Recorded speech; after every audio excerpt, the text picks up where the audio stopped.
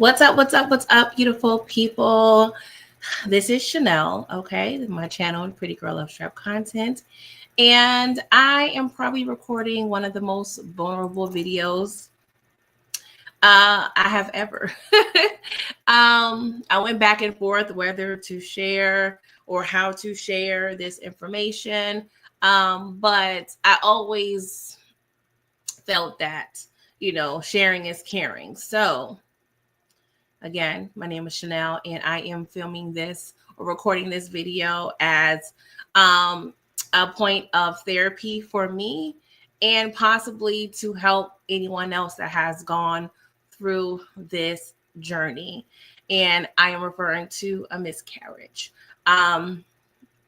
Now, this is still fairly fresh. So, please bear with me.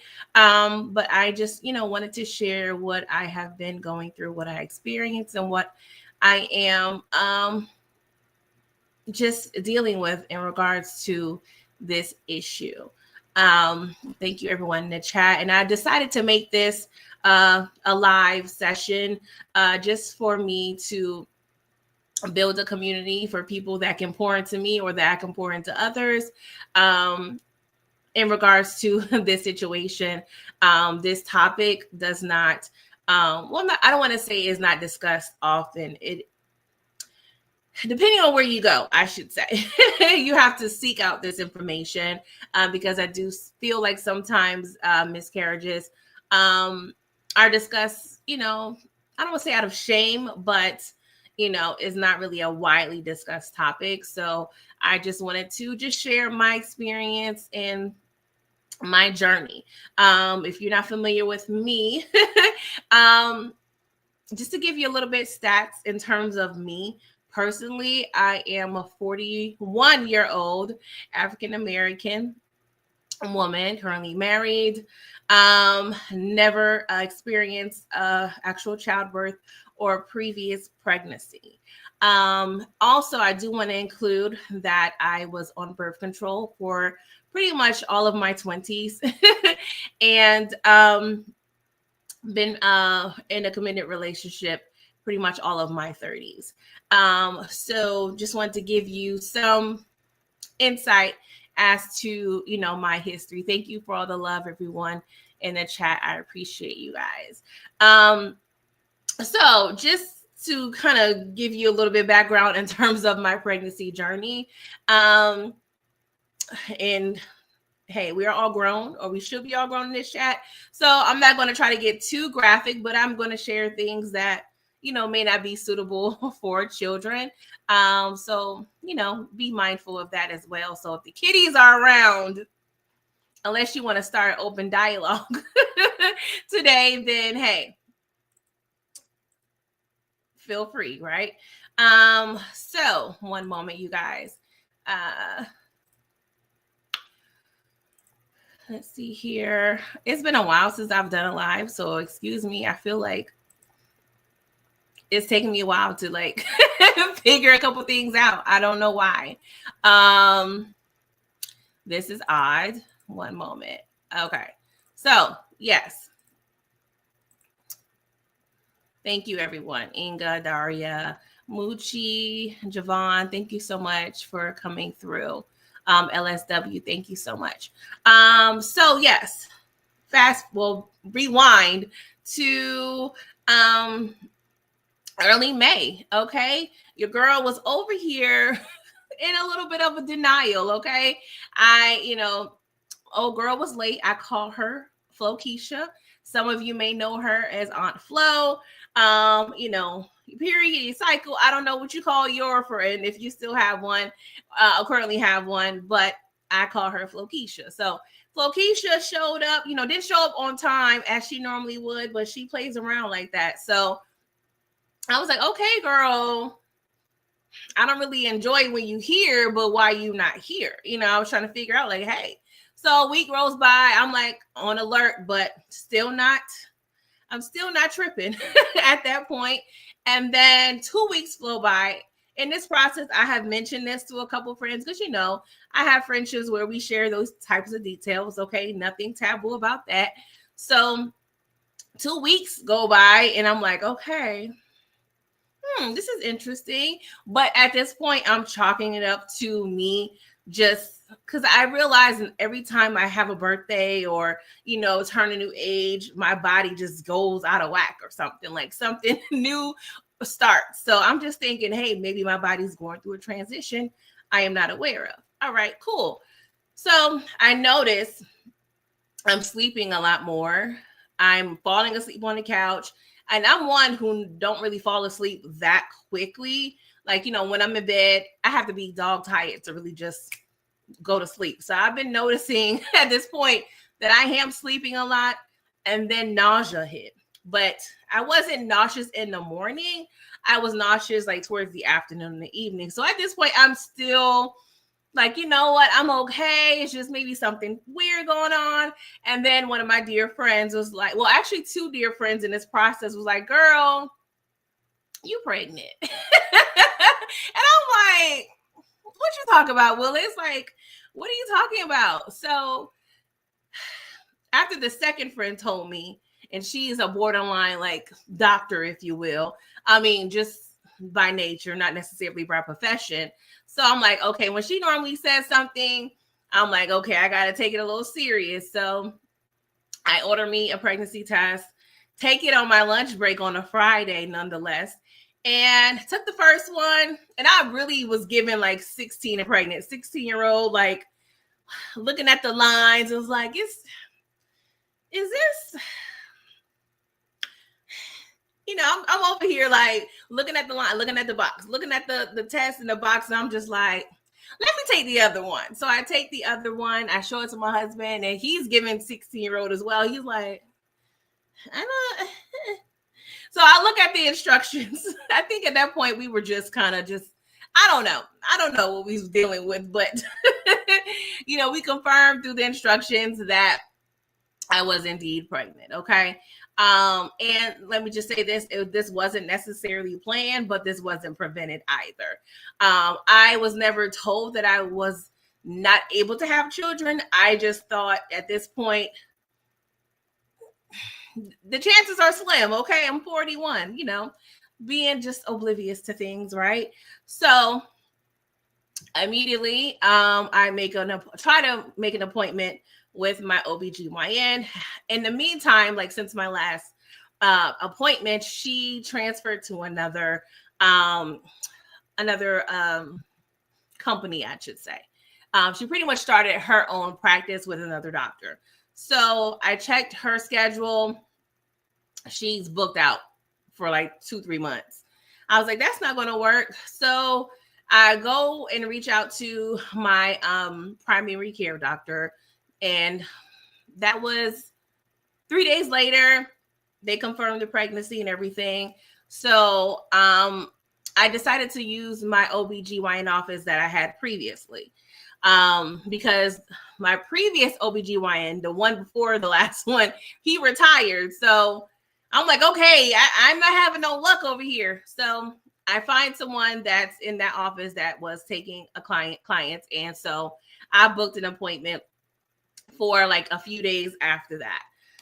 In this process, I have so many things going on, graduations and just a lot of things. So I'm literally, in weddings and bridal showers. So I'm literally going and dealing with a lot of other people's things and not really focusing on myself as I should.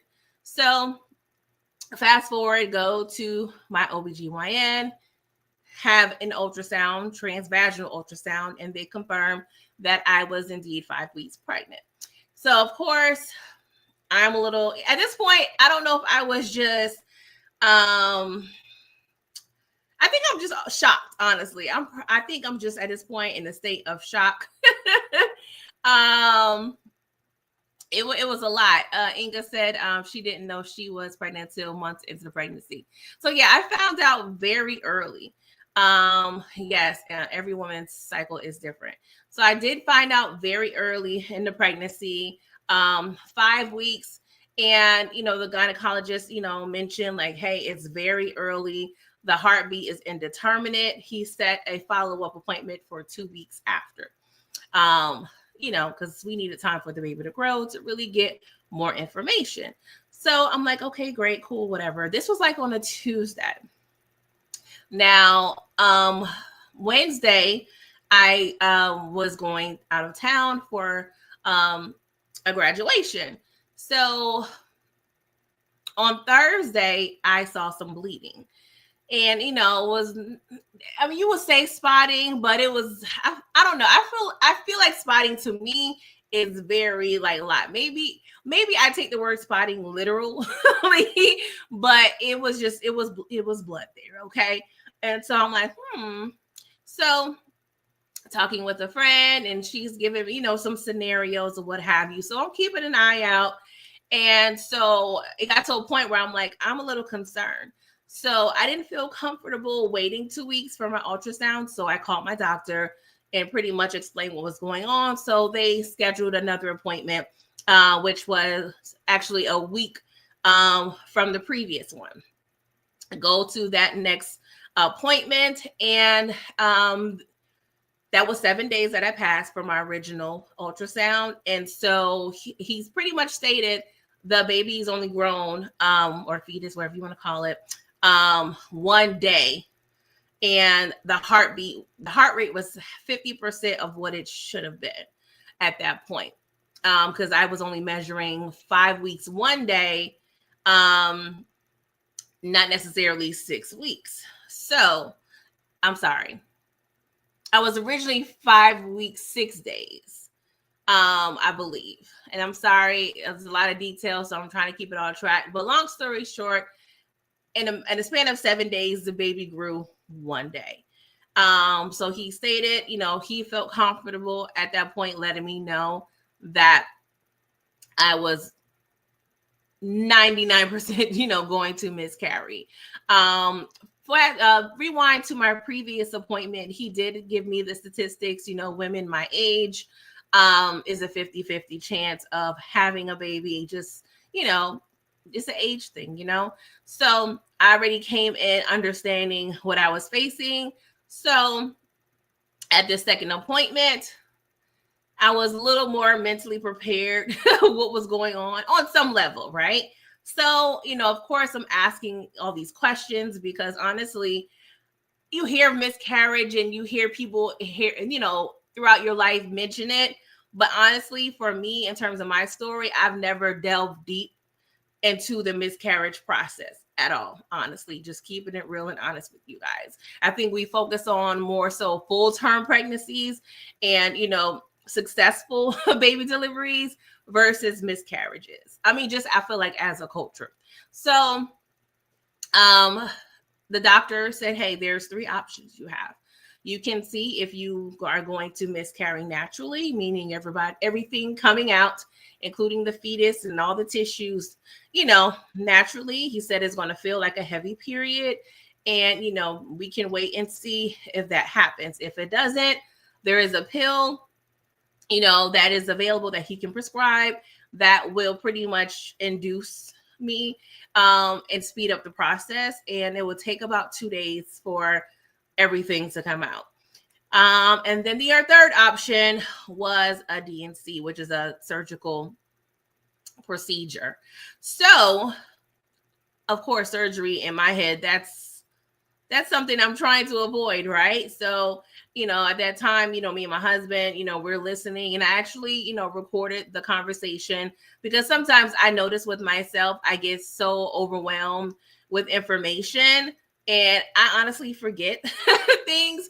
So I took it upon myself to record the things that he was telling me during the appointment, so I can, refer back to it at a later time to fully understand what is going on and to make an educated decision regarding my body. Hey, Miss Kira, thank you for coming through.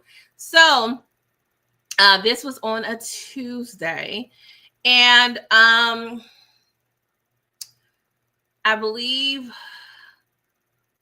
2 days later, if that, my body started kicking in full gear miscarriage mode, okay? And that included sharp pains, abdominal pains, vaginal contractions, bleeding, It was very rough, you guys. Lower back pain, like I wouldn't wish this on anyone, but it was a very painful process. And yes, I have never experienced an actual birthing process, but I knew that this was at least a small portion of what it felt like or what it would feel like. And that was a lot. That was a lot, you know. But yeah, you guys, the pain was very excruciating. A lot of oohs and ahs and a lot of noises coming out of my mouth. Honestly. And my family's just sitting there like not knowing what to do because I'm over here just on the couch in these weird positions. At one point I got on all fours because it was just very uncomfortable. Like it was just a frustrating place to be. And I would say about 72 hours of this off and on between the bleeding and everything. And I did actually notice, and I'm sorry for the graphic details, but there were a lot of blood clots, and I know that's tissue and all the things, but I actually took it upon myself to kind of Google some images and see if there were any details out there that can help me identify what could possibly be coming out of my body. Thank you, I appreciate it. My unfiltered observation. Confirm your it's another name I know you by, but I can't think of it right now. But yeah, you guys, very painful, very just unpleasant process. It just emotionally just draining, physically draining, and not much you can really do, but just go through it. I did something did come, and I'm sorry if I'm saying I'm a lot. I'm just trying to recall this process because it is drawing up some emotions. Yes, OT. I'm like, I know. I know what this name is. I can't think of who it was. Okay, thank you, OT. I appreciate you. Love you too. So yes, something came out and I immediately knew what it was. So now in this process, in these 2 days, I took it upon myself to go on YouTube and I was like, hey, I wonder if there's any videos out there with women telling their stories, because honestly, I can speak for at least my experience with my doctor. He did not prepare me for this process.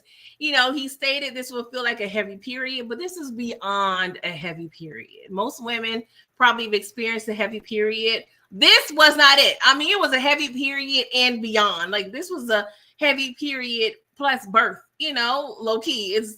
He did not really set my expectations. And not until I'm going through this pain in the fetal position on my bed, I'm like going on my TV, Googling like other women's, stories. And thank God, there's other women out there that was able to help guide me, through their real life stories, even though every woman is different. Every situation was different, but I was able to at least get some insight. Like, hey, is this normal? Am I crazy? Am my body doing something that is not supposed to be doing? But, there were like 3 videos out there specifically that was the women gone through the same things that I was experiencing currently. So that gave me some comfort. But I would wish, and I don't know every doctor and I don't know all the information, but I would, if any doctors are out here listening to this, probably not, I'm not sure, but I don't know. I would just ask them to please just, if you can't find the words to set the expectations to your patients, like maybe provide some resources or something, because I was not prepared at all. And again, like I said, I never, researched the miscarriage process before I was actually going through it. So I honestly came into this situation just very ignorant on some level. And I'm okay to say that. So I realized that, that everything was coming out of my body. Now, just to say, just to say the bleeding occurred for like 3 weeks total. So this miscarriage was about a 3-week process. So yeah, it was a lot. It was a lot. So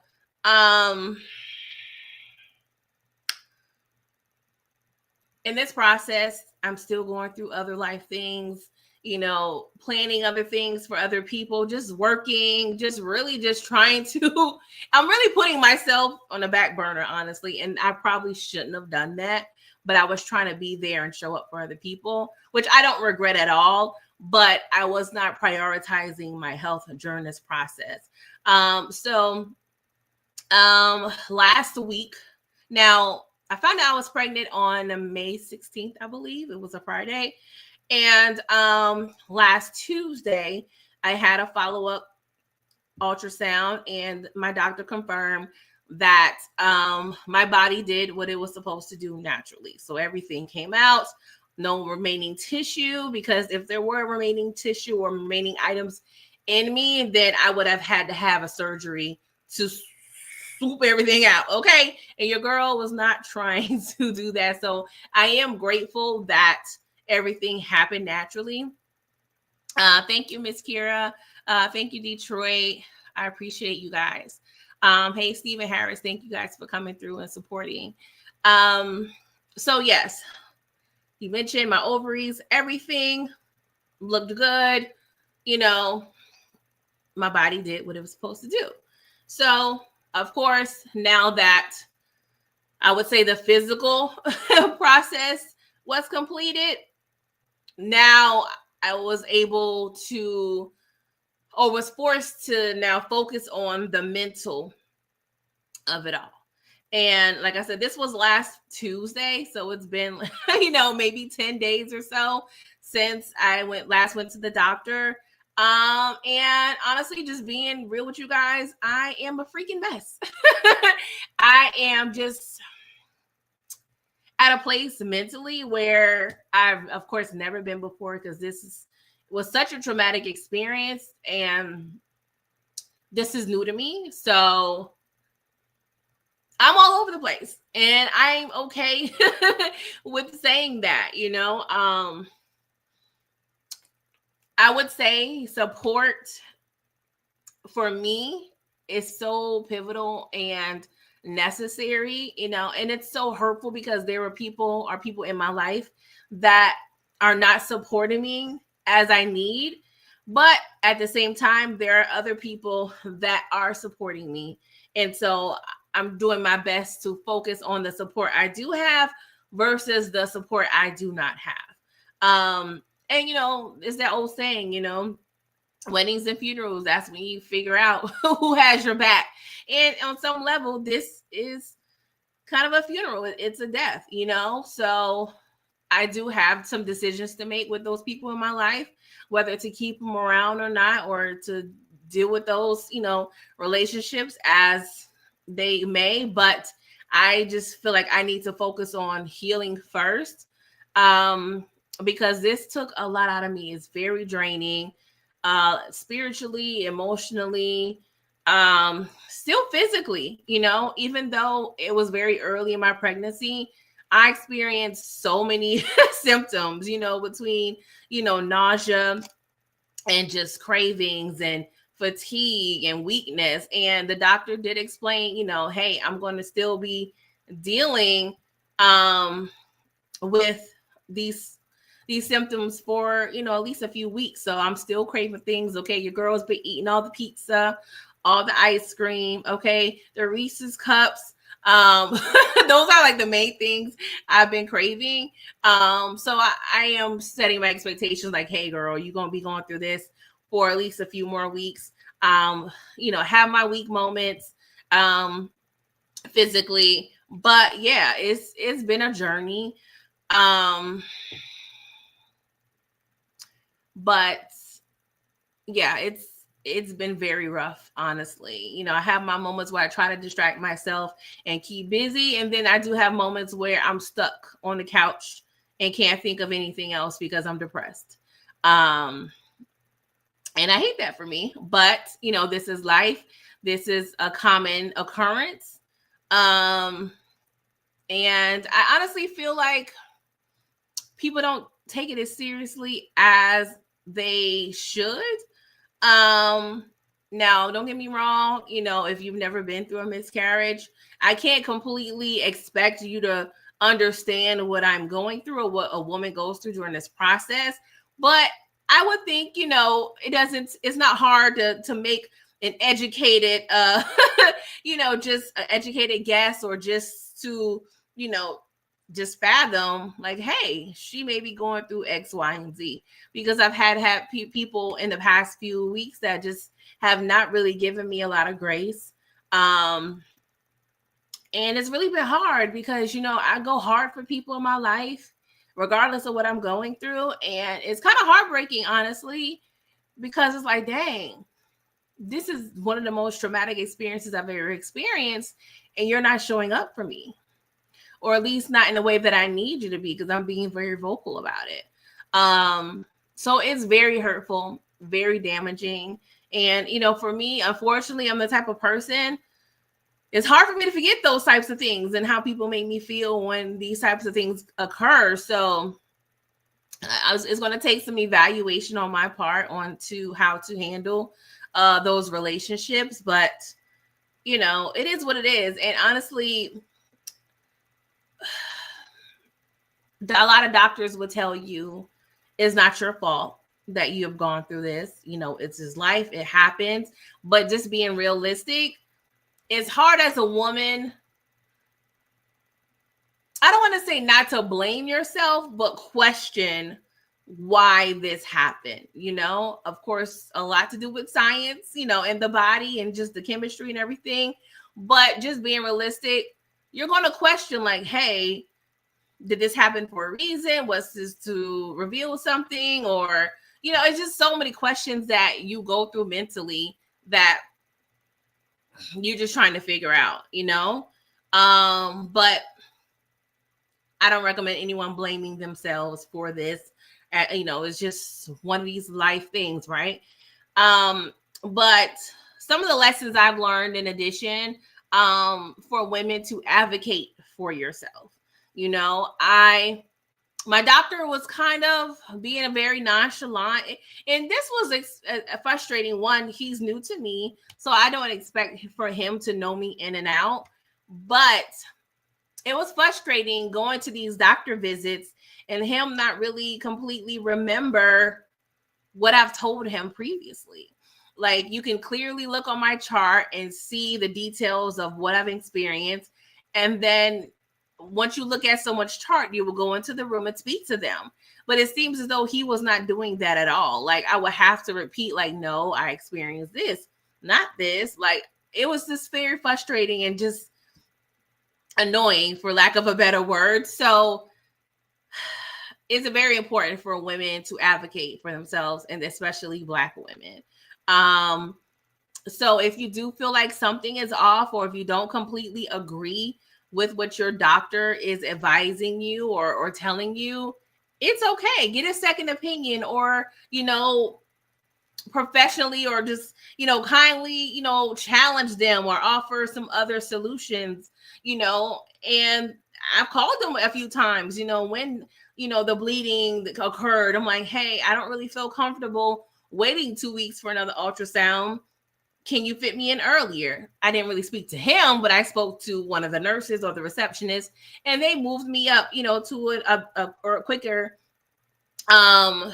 appointment, and I'm not saying that being patient and waiting was to my detriment, but at least gave me more comfort, because what you don't want to do in these types of situations is prolong something that may be occurring and that could be life-threatening. So yes, advocate with your doctor, advocate with your employer. I've experienced a traumatic situation with my job I won't get into, but just be careful, I would say, when it comes to sharing these types of things. But also, advocating for yourself. If you are not well, figure out the best thing for you to be well. And that's all I'm going to say about that. When it comes to your friends and family, set boundaries. If you want to share. I'm very private when it comes to a lot of things in my life, but and in this process, I've needed so much emotional support. So I was sharing with multiple people about what I'm going through, and just also as a need to be transparent. I feel as though, and I can only speak from my experience, but I do feel like that it is common that older generations do not always prepare newer generations for real life ish, like, menopause or just pregnancy or just all types of life things you can think of. Like sometimes we have to figure out as we go. And it's frustrating, So I don't know. I just felt a duty to share what I'm going through, with my sister and with my mom. And I learned some things about my mom in this process, and we were able to bond, and I was able to grab, and grasp, her experience with certain things in life. And, so I feel like those things are helpful, with creating that community. And honestly, I needed to share because I'm a person that would be like, I'm okay. I'm cool. But I knew I couldn't do that. I couldn't do that with this. Like, I needed to let people know I am not okay. I'm still not okay. And it helps when I see those text messages or those calls like, hey, how are you doing? And I'm learning to be transparent. Like, no, I'm not doing good. Or I'm hanging in there. I'm trying, and I've cried. I've talked to my grandmother, asked her to pray with me. I talked to my friend's mom, asked her to pray with me. And, I'm also just growing closer to God. And I don't want to say just because I'm going through this traumatic experience was a reason to grow closer or, just lean on him more. But I needed that, I had on praise and worship, while I'm at work and, just trying to, get some scriptures in, because in times like this, you need support. And I thought it was just important for me to let my community and let my village know, like, I am not okay and I need you and I need your help, So yeah, definitely new for me because, one thing I've also been dealing with in this process was hearing the word strong or the sentence, you are strong. And I've had a, conversation with my sister because she was one of those people. And I appreciate people thinking that I'm strong or feeling that I'm strong or see me as strong. That is definitely a compliment. But I also explain, like, sometimes when we are told that we are strong and that we will get through things, that kind of hinders our healing and our growth because we're stuck trying to be strong and it's not really allowing us to be vulnerable in times of weakness. So, I understand if someone's strong in your life, you think they can handle things. And I'm sure I'm going to get through this and I'm sure I'm going to be fine. But just that word strong, and maybe it's specific to Black women, I feel like, because we have this thing, strong Black woman. But it's but so much we can do. It's but so much we can take to where we break, So I wanted to be very careful about not trying to be this strong woman, just being okay, being vulnerable in my time of weakness, because trying to be strong and heal on my own and just deal with it on my own, that's not going to work for me now. Not at this point, in my journey, not at all. But yes, you definitely have to check on your strong people too. Thank you. I appreciate it, OT. Javon, you said sometimes the strong ones are the ones who need the most attention when times are tough. Yeah. Because, I'm over here and, just going through my own madness. I'm literally here, still being a mom, still holding down the fort, buying groceries and doing chores and helping my friend plan her wedding, planning a bridal shower. Like, I'm literally working every day. Like, I'm still doing so much. And I still think, like, how did I do that? How did I do that? Like, where did that come from? And I know it is strength, but I also think doing all that kind of hindered me in a sense, because I found myself being burnt out and tired. And we just have to know, we just have to set boundaries. And not saying I don't regret anything that I did for anyone in this process. I just know it's very important to be mindful of your limitations. But yeah, to kind of cope with the mental health thing, like I said, scriptures, praise and worship, being around people that is supportive. Shout out to the bestie. She came, her husband, they kidnapped me, took me to lunch, and just poured into me, and just took the distraction off the pain that I'm going through. So, that was a big help. I had so many people just reach out to me and just really, just show up. And I really need that. Because as women, we sometimes choose to suffer in silence. And I told myself, no, we're not doing that.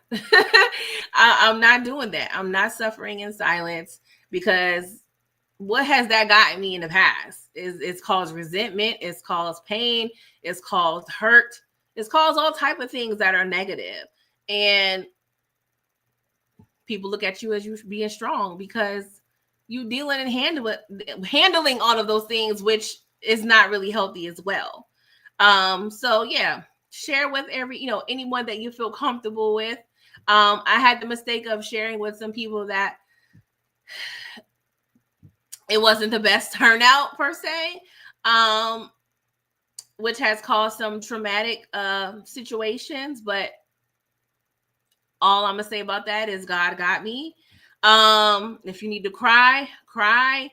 If you need to be in the fetal position and eat ice cream, which I have done, I've been tearing the Ben and Jerry's up. Like, I don't even care. I'm emotionally eating and I don't care. Now, if it gets to a point where I feel like it's extra unhealthy, then I'm gonna cut it off. But I'm gonna give myself probably through the end of next week to eat whatever the hell I feel like eating, because it's making me feel better, honestly. No, it's not healthy. Should I be at the gym? Probably. But the way my body is set up now, no. And and you guys, I fell down my stairs today. I'm laughing because it's like, what more? What more? Like, girl, you falling down the stairs. So I'm still banged up from that. I was already having issues with my knees locking because I haven't had energy to do a lot of walking or anything. I'm still feeling nauseous. So I've been dealing with a whole lot, you guys. And in addition to trying to have some YouTube presence, but I know you guys know that, I'll be here when I can be here. I just feel like this is another obligation that I have put to the wayside. But when you're going through so much, something is going to decline and, fall off. Thank you, Hope, so much. I appreciate.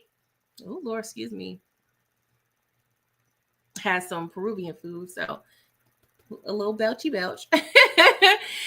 You said thank you for sharing with us, sending you lots of love and support. Thank you. I really appreciate you. Thank you so much. That money will go to the building fund.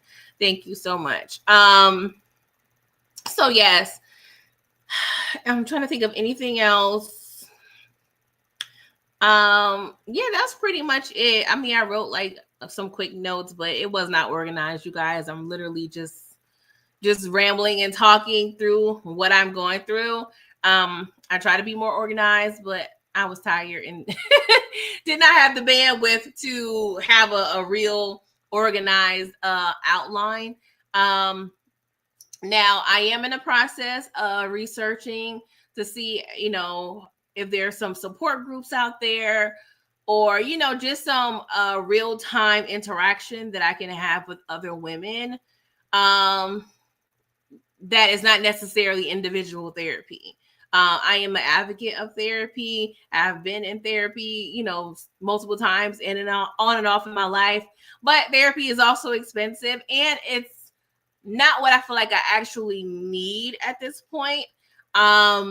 I just want to I feel like I need to be around a group of women that has gone through this. And maybe, just hear their stories or have them hear my story or just share and just fellowship regarding this matter. Hey Candy, thank you for coming through. But you guys, I don't even want to say I'm taking it day by day. It's more so minute by minute or hour by hour, because it's literally an emotional roller coaster. This is one of the hardest things I've ever had to deal with. And it was physically painful, but just the emotional and mental uh stressors, that is the hardest thing. Because yes, I'm still dealing with some lingering physical effects, but just the mentality of it all is so jarring. And when you have people in your life that's not really compassionate and understanding of what you're going through, that makes it 10 times harder, because it's like, yes, I don't mind if people needing me to explain what's going on, but I just feel like common sense will let you know, like, what I'm dealing with. Like, I don't know. I don't feel like I'm asking for too much out of people. And like I said, I hate to be the one to even ask for help. I never want to feel like the oh woe is me, or people tell me like, hey, call when you need me, and I don't want to be that girl. And unfortunately, I'm trying to break out of that. That's the one thing, because I am sharing my journey with people and letting them know and being transparent about what I'm going through. But just physically calling and texting people was like, I need help. That's harder. Now I've done it with my grandmother, okay? And I'm like, Lord, I don't want to bother this woman another day. All she want to do is talk about her cornbread and church and her soap operas, okay? I'm not trying to call her to bother her, because that's what I feel when I call people or feel like I need something from them. I don't want to bother them, but I know she don't mind. It's no bother. But, it's a balance. I'm definitely trying to figure it all out in the process. But yeah, you guys, I just wanted to share, not only with you, but with, and you by mean subscribers, people that, are somewhat familiar with me, but with other women who may have experienced this. But I will tell you, YouTube, Googling, not Googling, but finding other women's miscarriage stories, that was very helpful for me to make me understand what my expectations may be, even though, like I said, everybody's different. But I found a lot of the stories were similar to mine, more so the actual process, the physical process of a miscarriage. Googling, Google will always be resourceful, just with images or just with articles or, studies. There's so much you can learn. Of course, you want to make sure you check your sources and, make sure you're not getting it from some like Joe Schmo type of website. But yeah, don't be afraid to lean on others. If you trust, certain people with this information, just take heed, just make sure you're dealing with trustworthy people. Because I would hate for someone to have some of the experiences I've had with trusting the wrong people with my emotions and my feelings and my journey. I wouldn't wish that on anyone, but hey, you live and you learn, that's what I said, you just through these types of experiences, you learn who's for you and who's not, and then you go from there, whether you want to keep them around or not. Thank you all for the prayers, for the time. Of course, it's a Friday night, so the fact that you all are in here just, pouring into me, I appreciate that. I know this is probably not there's no good time to be talking about this in the first place, but I am thanking you guys, because I didn't really expect for, maybe just a handful of people to show up, because this is not a topic that everyone wants to even talk about or discuss. But through this, I have learned, a lot of people close to me has gone through this, so It's pretty common. Pretty common. Um, Let me just check this really quickly. I just got a text message. Just wanna oh, okay. Oh Lord, my mom must be watching. She's over here texting me some resources. Oh gosh, I didn't even know she was watching this, but you know, it's not to hide, it's to share, and I appreciate all the love and support from everyone. So I'm probably gonna cry in the next 5 minutes. So I'm gonna get off of your phones or TVs or laptops or tablets because I feel like I'm getting emotional. I am surprised that I held it together these 45 minutes. um, but yes, thank you again for allowing me to share what I'm going through. And now that you guys know this, you know, I have been very lackluster when it comes to content on my channel. So maybe this also will give you some insight as to why. Because honestly, just having and getting the motivation to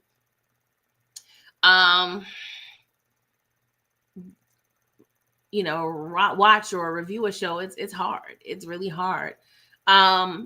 Now I have uploaded a new vlog on my other channel called Channeling Chanel. And that's channeling, and that's my name, Chanel, Chanelle. So I do, that's more so my vlog lifestyle channel. So I did find the energy to upload that vlog. Have a lot more footage to go through, but just please be patient with me. Because like I said, I wake up not knowing how I'm gonna feel. You know, like I said, I probably went through 18 emotions today alone. um, so yes, this is something that's new to me, and I'm embracing it, but it's also very complex, you know. Hey Shayna, thank you for coming through. Hey Tamika, thank you so much. But yes, you guys, thank you again. I'm going to get off of your internet, and I'll be around. Like I said, I can't make any promises right now. I'm doing the best that I can just to live every day. So yeah. Okay. I gotta go before I start crying. Okay. So love you guys. Thank you so much for listening and being there. Toodles.